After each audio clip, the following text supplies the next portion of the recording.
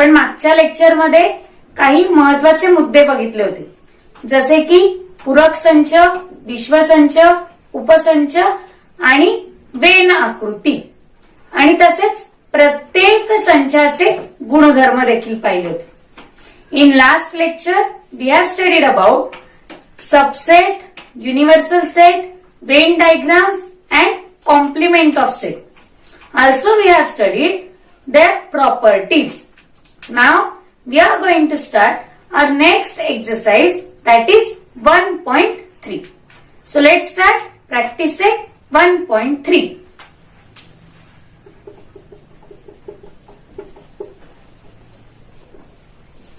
Question number 1. We have given some sets and some statements belongs to the sets, and we have to say that the statements are true or false.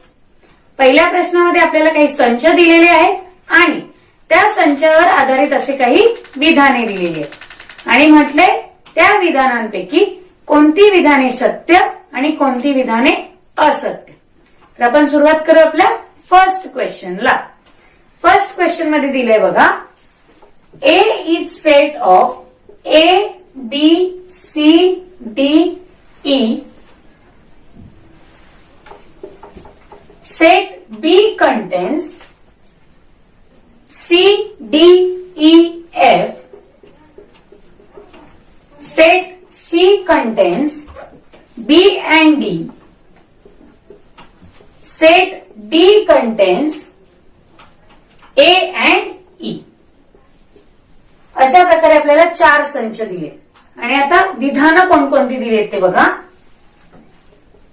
First, C is proper subset of B. दुसरा दिलेला आहे A is subset of D. Third is given D हा B चा उपसंच आहे. Fourth is given D is subset of A.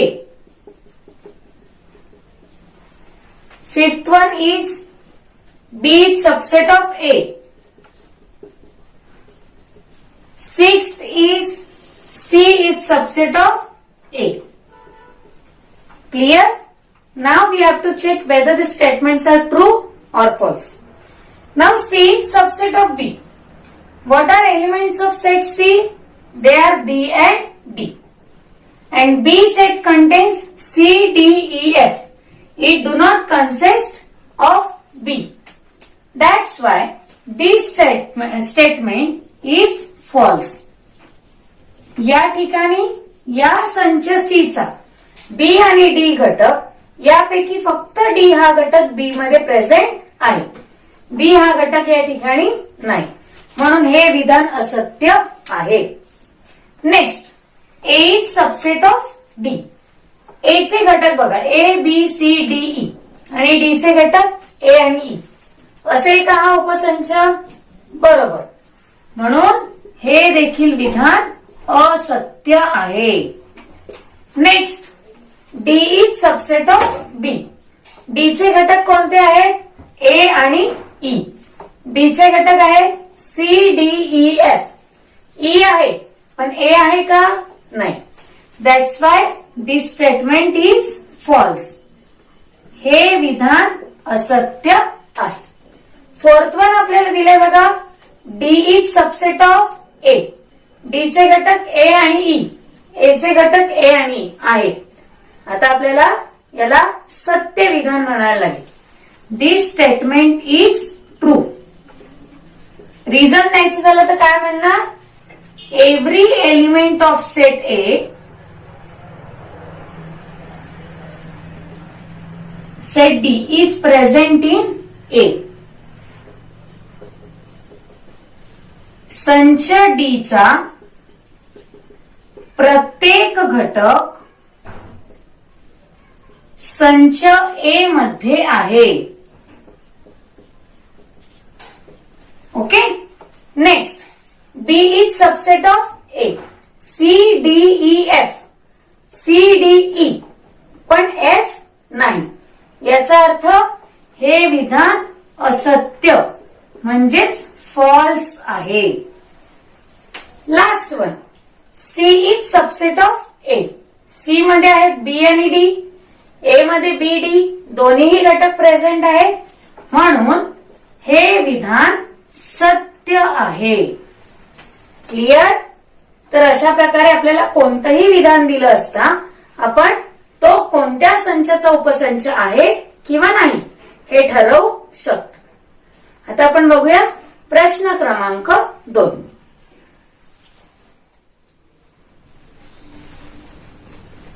Now, in question number 2, what we have given?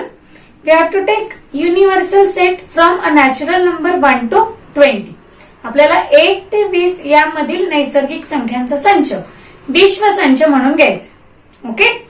त्यानंतर काय म्हटलं त्यांनी, 2 सेट्स दिले आहेत एक्स आणि वाय, आणि ते 2 सेट्स आणि विश्व संच वेन आकृतीने दाखवा. We have to show that sets by using Venn diagram. Okay. So first of all, we will take universal set. विश्व संच सर्वप्रथम आपण लिहून घेणार आहोत. तर हा आपला प्रश्न क्रमांक 2. Universal set 1 to 20. आता नैसर्गिक संख्या सगळ्यांना माहिती आहे 1 पासून सुरू होतात ते 20 पर्यंत. सो मी इकडे लिहिणार 1 2 3 4 5 6 7 8 9 10 11 12 13 14 15 16 17 18 19 20. ओके. याला आपल्याला घ्यायचंय विश्वसंच. यामधला फर्स्ट सेट आपल्याला दिलेला आहे बघा, सेट एक्स. क्लिअर? आता एक्स मध्ये काय काय दिलंय बघा. X is set of X such that X belongs to N and 7 is less than x is less than or equal to 15. काय म्हटलं त्यांनी बघा, x ही संख्या 7 पेक्षा मोठी परंतु 15 पेक्षा लहान आहे. Clear? Now we will write elements present in set x. या x मध्ये अशा नैसर्गिक संख्या घ्यायच्या की ज्या 7 पेक्षा मोठ्या आहेत पण 15 पेक्षा लहान आहेत. सो मी इकडे लिहिते x इज इक्वल्स टू 8 9 10 11 12 13 14 15. आता 15 पेक्षा लहान बोलले म्हणून मी 15 इकडे लिहिणार नाही. Clear? Now we have to show this U and X by using Venn diagram. Venn आकृतीने दाखवायचं. जनरली आपण विश्वसंच वेन आकृतीने दाखवण्यासाठी काय करतो, आयताचा वापर करत असतो. सो इकडे मी एक रेक्टँगल म्हणजेच आयत काढून घेते, ज्याला आपण विश्वसंच म्हणूया यू. ओके. नेक्स्ट, हा यू तुम्ही आयताच्या आत दाखवला तरी चालणार आहे. एक्स साठी तुम्ही कोणताही एक क्लोज्ड शेप यूज करायचं. मी इकडे सर्कल यूज केलंय. क्लिअर? हा आहे set X. Now all these elements present in X we have to write in this set. So मी इकडे काय लिहिणार, 8 9 10 11 12 13 14. कोणताही एलिमेंट तुम्ही कुठेही लिहू शकता, फक्त त्या सेट मध्ये असला पाहिजे. उरलेले काय, हे सगळे एलिमेंट्स यू मधले. सो मी हे एलिमेंट्स सोडून यू चे सर्व उरलेले एलिमेंट्स या जागेमध्ये लिहिणार आहे. सो कोण कोण उरले बघा, 1 2 3 4 5 6 7 8 9 10 11 12 13 14 15 16 17 18 19 20. क्लिअर? मी हे एलिमेंट्स जे एक्स मध्ये आहेत ते पुन्हा या बाजूच्या जागेमध्ये लिहिलेले नाही. क्लिअर? सो आपण पहिला सेट दाखवलाय वेन डायग्राम. आता लगेच आपण दाखवूया सेट वाय. यामधला second example.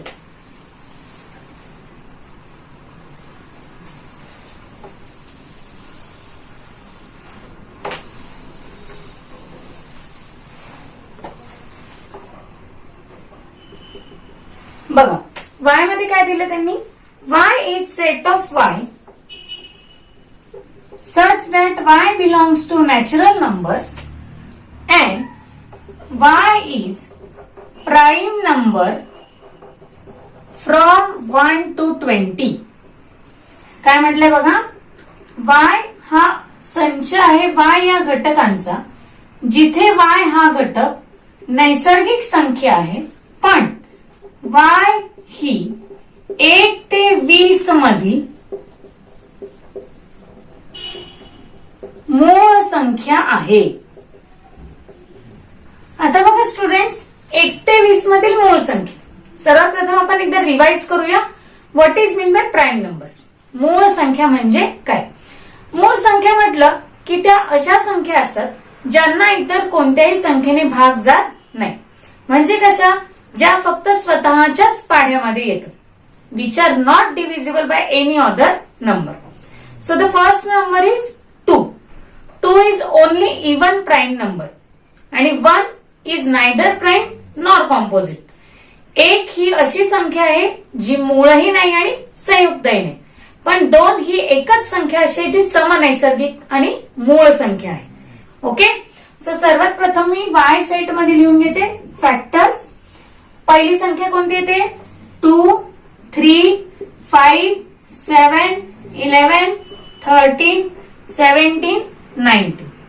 Clear students? These are all prime numbers between 1 to 20. Now we have to show these sets by using Venn diagram again. पुन्हा आपण वेन डायग्रामने दाखवण्यासाठी काय करूया?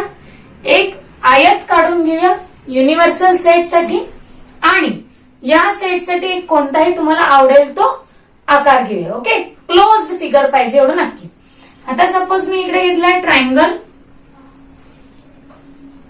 Okay. This is set y.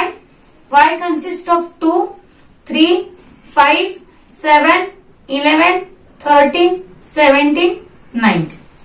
Is it clear? उरलेले कोण आहेत ते सगळे बाजूला. 2, 3, 5. आता कोण कोण उरले बघा? 1. सो मी इकडे लिहिते 1, 2, 3, 4, 5, 6, 7, 8, 9, 10, 11, 12, 13, 14, 15, 16, 17, 18, 19, 20. क्लिअर? 17 सॉरी 17 आपला एकदा झालेला आहे. क्लिअर? तर हा होता आपला सेकंड एक्झाम्पल. हे देखील आपण सेट्स कशाने दाखवले? Venn diagram. Is it clear? सगळ्यांना समजलं असेल. आपण आता नेक्स्ट क्वेश्चन कडे जाऊया. Question number 3. Now in third question we have given universal set as U, ज्यामध्ये आहेत 1, 2, 3, 7, 8, 9, 10, 11, 12 या संख्या. ओके. पी हा सेट दिलेला आहे बघा आपल्याला 1, 3, 7, 10. Clear? Now what is given? Then show U, P and P dash by using Venn diagram and verify that complement of P dash is equals to P. सर्वात पहिले आपल्याला हे दोन संच आणि P चा पूरक संच वेन आकृतीने दाखवायचे. सो मी काय करणार? सगळ्यात पहिले पुन्हा उत्तरामध्ये हे दोन्ही संच लिहून घ्यायचे. P dash. आता P dash म्हणजेच P कॉम्प्लिमेंट. P कॉम्प्लिमेंट म्हणजेच P चा पूरक संच. आता पूरक संचात आपण काय करतो? हे जे एलिमेंट्स इकडे प्रेझेंट आहेत ते सोडून U मधले सर्व उरलेले एलिमेंट्स आपण लिहिणार. म्हणजे P चे एलिमेंट्स घ्यायचे नाही, पण U मधले उरलेले सगळे घ्यायचे. सो मी काय करणार? इकडे 1 आहे, 2, 3, 7, 8, 9, 10 आहे, 11, 12. Clear? Now we have to show these sets by using Venn diagram. आता मला याला वेन डायग्राम मध्ये दाखवायचं. आता मी काय करणार बघा? U म्हणजेच युनिव्हर्सल सेट, विश्व संच दाखवणार आहे U या अक्षराने. क्लिअर? P हा संच दाखवणार इकडे P या अक्षराने. आता P आणि P डॅश दोन्हीही वेगवेगळे. मग तुम्ही एकतर P डॅश इकडे लिहू शकतात किंवा P डॅश साठी वेगळा एक सर्कल किंवा कोणताही आकार घेऊ शकतो. क्लिअर? आता पी मधले कोण आहेत? 1, 3, 7, 10. पी डॅश मध्ये कोण आहे? 2, 8, 9, 11, 12. Is it clear? या ठिकाणी आपण काय केले? पी आणि पी डॅश वेन डायग्राम मध्ये दाखवले. आता यातला दुसरा क्वेश्चन काय होता? व्हेरीफाय दॅट, म्हणजे पडताळा घ्या. कशाचा पडताळा घ्या? तर बघा, P dash of dash is equals to P. P डॅशच्या पूरक संचा बरोबर पी असं दाखवायचं. ओके, सो मी काय करणार आता? पी डॅश काय दिसतो आपल्याला? 2, 8, 9, 11, 12. त्यानंतर पी काय दिसतोय? 1, 3, 7, 10. आणि पी डॅश डॅश म्हणजेच काय? तर यामधले सोडून यू चे सर्व. आता बघा, 2, 8, 9, 11, 12 हे सोडून द्यायचं. मग उरले कोण? 1, 3, 7, 10. सो मी इकडे लिहिणार 1, 3, 7, 10. याला देऊया नंबर फर्स्ट, याला देऊया number second. Clear? Now what you can see by observing first and second. 1 आणि 2 वरनं काय दिसतंय तुम्हाला? दोन्हीही संचातील प्रत्येक घटक हा दुसऱ्या संचामध्ये प्रेझेंट. म्हणजे पी चा प्रत्येक घटक या संचात आणि या संचाचा प्रत्येक घटक पी मध्ये आहे. क्लिअर? म्हणून 1 व 2 वरून therefore from 1 and 2 what we can say that complement of p dash is equals to p. This is verified. पडताळून झाले. ओके, असं सिंपल क्वेश्चन आपल्याला दिलेला होता. एक्झाम मध्ये तुम्हाला अशा प्रकारचे क्वेश्चन्स येऊ शकतात. क्लिअर? आता लगेच आपण घेऊया प्रश्न क्रमांक 4.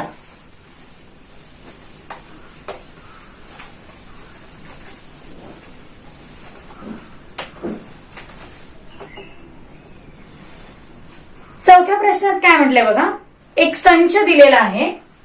ए इज इक्वल्स टू 1, 3, 2, 7 आणि म्हटलंय या संचाचे कोणतेही 3 उपसंच लिहा. We have to write any subsets of this set. आता त्यांनी जरी आपल्याला 3च सबसेट सांगितले असले तरी आपण सर्व सबसेट्स लिहिणार आहोत. ओके, त्यासाठी आपण सबसेट्सच्या प्रॉपर्टीज यूज करणार. Now properties of subset are, first is every set is subset of itself. प्रत्येक संच हा स्वतःचाच उपसंच असतो. Okay, second one is empty set is subset of every set. रिक्त संच हा प्रत्येक संचाचा उपसंच असतो. सो मग हे 2 संच पहिले आपण लिहून घेऊया.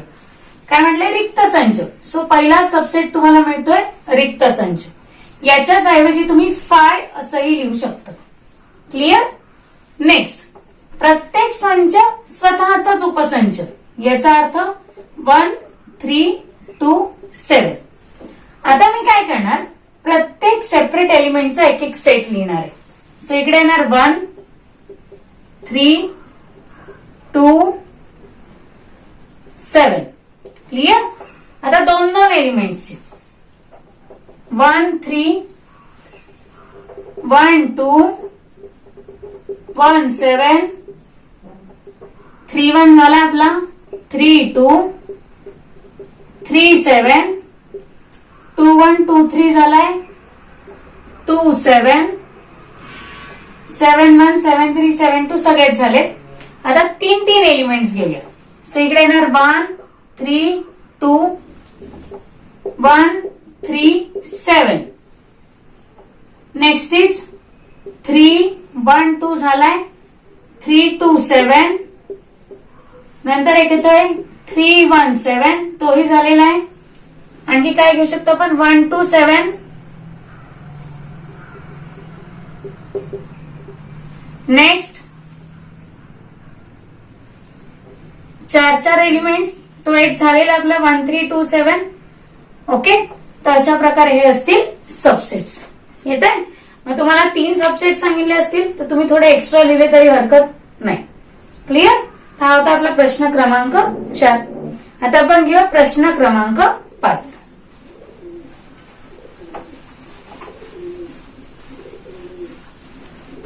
Now question number 5. We have given some sets. We have given some list. आपल्याला एक यादीच देऊन ठेवली त्यांनी संचांची. संच कसे आहेत ते बघा. P is set of residents in Pune. काय म्हटलं बघा. P हा पुण्यातील रहिवाशांचा संच आहे. क्लिअर? दुसरा आहे बघा. M is residents in Madhya Pradesh.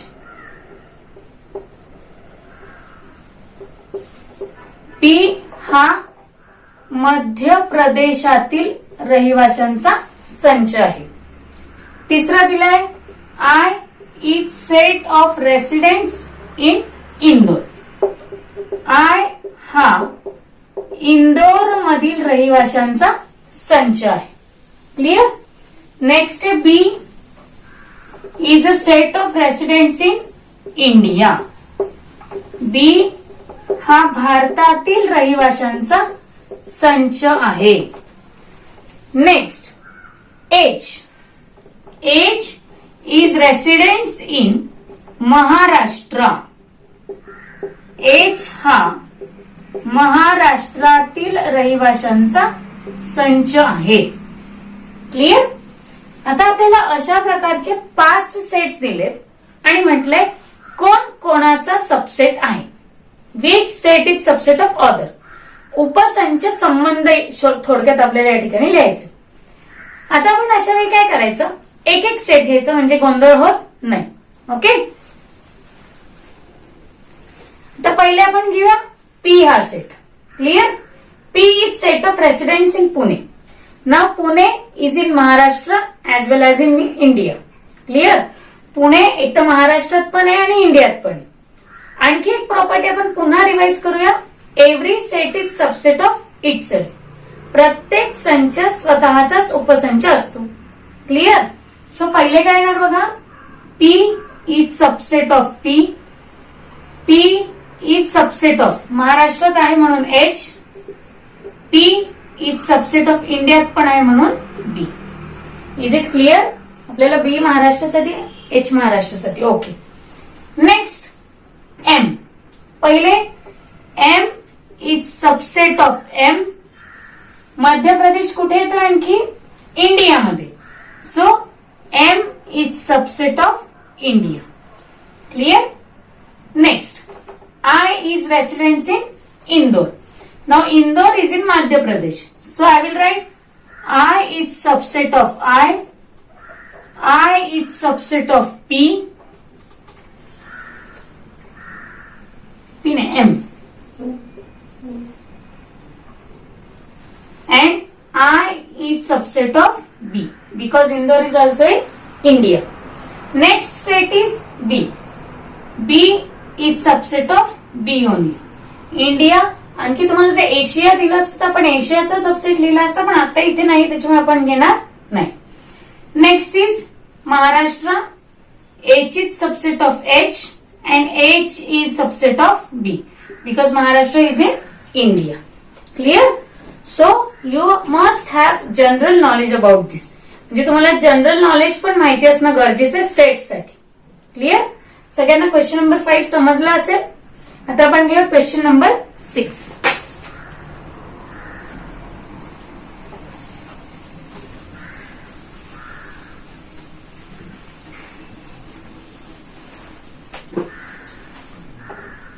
Now question number 6. We have given some sets. And we have to write which set can be taken as universal set for the study of these sets. आपल्याला काही संच दिलेत आणि त्या संचांसाठी विश्वसंच म्हणून कोणता संच घेण्यात यावा असं त्यांनी आपल्याला विचारलं. सो द सेट कोणकोणते दिलेत बघा. तर ए आहे 5च्या पटीतील संख्या म्हणजे मल्टिपल्स ऑफ 5. सो इकडे मी लिहिणार 5, 10, 15, 20 and so on. Clear. Next is given B is multiples of 7, 7, 14, 21, 28 and so on. C is set of multiples of 12, 12च्या पटीतील संख्या 12, 24, 36, 48 and so on. क्लिअर. हे झालं फर्स्ट केस साठी. आणि सेकंड केस साठी काय बघा. P is set of multiples of 4. Clear. पूर्णांक संख्या होल नंबर्स म्हटले. So I will write 4, 8, 12, 16 and so on. Next is given T is set of whole square numbers, even square numbers. Okay. तर आता बघा सगळ्यात पहिले आपण काय करणार इकडे होल स्क्वेअर नंबर्स, पण ते कशाचे पाहिजे even. So 1 square 1, 2 square 4. So I will right here 4. Next is 3 square 9, 4 square 16, 6 square 36, 8 square 64 and so on. Clear? So the answer for these two cases will be same. That's why I have written over here.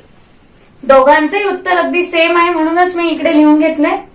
आता बघा ज्याही संख्या आपल्याला प्रत्येक सेटमध्ये दिसत आहेत त्या प्रत्येक संख्या नैसर्गिक संख्या आहे. तसेच होल नंबर्स म्हणजे पूर्ण संख्या सुद्धा आहेत. इंटिजर्स मध्ये जरी आपण सेट घेतला युनिव्हर्सल सेटमध्ये तरी या सर्व संख्या इंटिजरच्या सेटमध्ये असणार आहेत. सो आपण या सेट्स साठी युनिव्हर्सल सेट विश्व संच म्हणून नैसर्गिक संख्यांचा संच, पूर्ण संख्यांचा संच किंवा पूर्णांक संख्यांचा संच कोणताही संच घेऊ शकतो. Clear.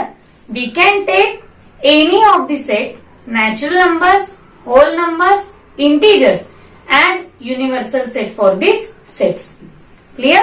So I'll write here any of the sets, natural numbers, whole numbers, integer can be taken as universal set. नैसर्गिक संख्यांचा संच, पूर्ण संख्यांचा संच, पूर्णांक संख्यांचा संच यांपैकी कोणताही संच विश्व संच म्हणून घेता येईल. ओके. सोपा था क्वेश्चन एकदम. Good. So this was sixth question. Now we are going to take our 7th question.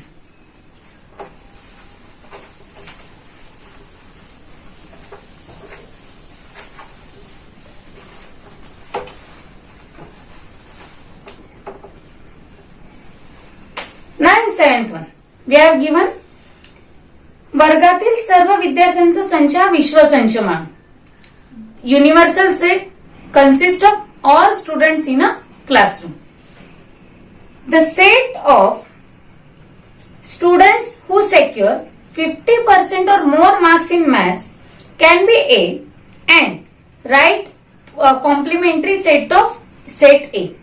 काय म्हटलं त्यांनी गणितामध्ये 50% किंवा त्यापेक्षा अधिक मार्क मिळवणाऱ्या मुलांचा संच जर A मानला तर A चा पूरक संच लिहा. ओके. सो आपण काय करणार इकडे सगळ्यात पहिले सेट ए मध्ये कोण आहे तर 50% किंवा त्यापेक्षा जास्त मार्क मिळवणारा student. So first will write that set A is set of A such that A is a student who secure 50% or more marks in maths. ओके. ए हा संच आहे ए चा, जसे की ए हा गणितात 50% किंवा त्यापेक्षा अधिक गुण मिळविणारा विद्यार्थी आहे. क्लिअर? आता आपल्याला युनिव्हर्सल सेट घ्यायचंय. सो आपण युनिव्हर्सल सेट पण घेऊया. You is set of you such that you is a student in a class. फक्त म्हटलंय आपण यू हा वर्गातील विद्यार्थी आहे. क्लिअर? आता एक बघा, वर्गातील विद्यार्थी 50 किंवा त्याच्यापेक्षा जास्त गुण मिळवणारा, मग उरलेले विद्यार्थी कोण? 50% पेक्षा कमी गुण मिळवणारा. बरोबर? Which will be the complement of this set? The set of students who got less than 50% marks in maths. Simple, and we have to write that. So I will write here A complement is the set of B such that B is a student who secure less than 50% marks in a class. In maths बोलूया. ए complement म्हणजे ए चा पूरक संच कशाचा आहे? बी चा. बी हा गणितात 50% पेक्षा कमी गुण मिळवणारा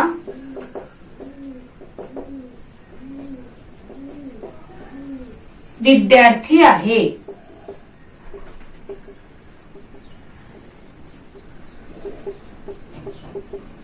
ओके स्टुडंट्स, सो अशा प्रकारे आपली होती प्रॅक्टिस सेट 1.3. आता नेक्स्ट प्रॅक्टिस सेट मध्ये आपण काय घेणार आहोत? नेक्स्ट व्हिडिओमध्ये ऑपरेशन्स ऑन सेट्स, संचांवरील क्रिया. ओके, तोपर्यंत तुम्ही प्रॅक्टिस सेट 1.3 सॉल्व्ह करून ठेवा.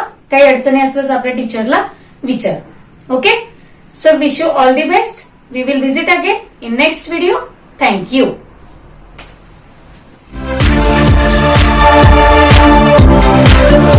Thank you.